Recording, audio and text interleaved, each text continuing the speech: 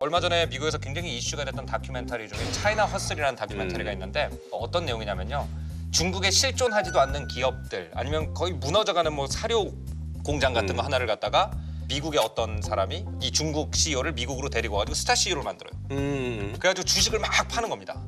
그 다음에 주식이 떨어져 버리면 이미 이 사람들은 커미션 다 챙겨가지고 떵떵거리고 살고 있고 은퇴 자금을 갖다 거기다 투자했던 미국 서민들은 엄청나게 피해를 보고 그러니까 이런 것 때문에 미국이 중국이랑 너무 많이 사업을 하는 거에 대해서 반감을 가진 미국 서민들이 굉장히 많은데 이 층에서 트럼프 지지자들이 많이 나온단 말이에요. 그러니까 제가 볼 때는 이것을 갖다가 꼭 중국이 떠올라서 미국이 중국을 잡는다라기보다는 이런 여러 가지 역사적 폐해 때문에 생긴 중국에 대한 반감을 트럼프가 정치적으로 사용하고 있다. 요인 중에 하나다라고 이제 보시는군요. 저도 뭐 지금 말씀하신 것에 많이 동감을 하는 부분이 좀 있습니다. 미국 내에 중국에 대한 반감을 갖고 있는 백인들이 굉장히 많은 거죠. 네네네. 네, 그러니까 중간 선거라든가 네네네. 그리고 그 다음 대통령 선거에 대해서 트럼프가 하나의 작전으로서 정치적으로 이용하는 그런 부분들이 더 없지 않아 있다라고 그렇게 보고 있습니다.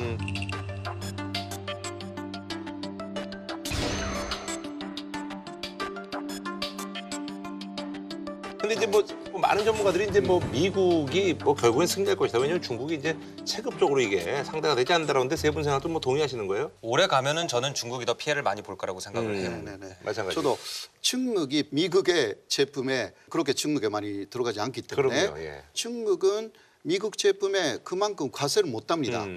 그러니까 그것만 보면 승부는 나 있는 것입니다. 근데 저는 오히려 좀 반대로 생각하는 게 올해 가면은 오히려 미국이 더 불리해지지 않을까. 그렇게 보시는 분들도 있더라고요. 예. 왜냐하면 이제 싼 제품이 소비자들한테 들어가지 못하게 만들고 있는 거거든요. 네네. 장기화되면은 결국 소비자들이 불만이 생기고 네네. 이것이 정치적 불만으로 이어지고 상당히 미국 내에서도 비판을 받을 겁니다. 근데 문제는 뭐냐면은 이제 어느 나라가 손해를 본다라는 것이 옛날처럼 명확하지가 않다는 그렇죠, 거죠. 그렇죠. 다 엮여 있으니까 뭐. 네, 예를 들어서 미국의 어떤 기업이 중국에서 중간 공정을 하는데